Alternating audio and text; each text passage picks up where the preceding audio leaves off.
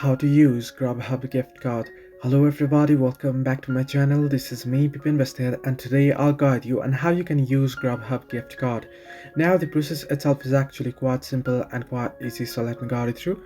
First things first, in order to use your Grubhub gift card, you can simply open up your Grubhub application and there make sure that you're logged into your account. Once on Grubhub here, as you can see here on the screen, you'll get this option here. At the bottom you'll get home, rewards, orders and accounts option.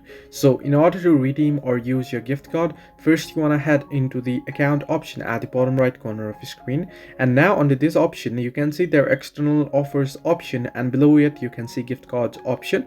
If you tap on gift cards option here, you can see you'll be able to buy a gift card or redeem a gift card. Since you want to use your gift card, simply tap on redeem a gift card, enter your 7-character gift card code and simply tap on add to my account, and it should ask you for a couple more prompts and you'll be able to add it, and next time you'll be able to use it. So this way you can use Grubhub gift card. Hope this helped you. Do like and subscribe, and do not forget to leave a comment down below if you have any further issues.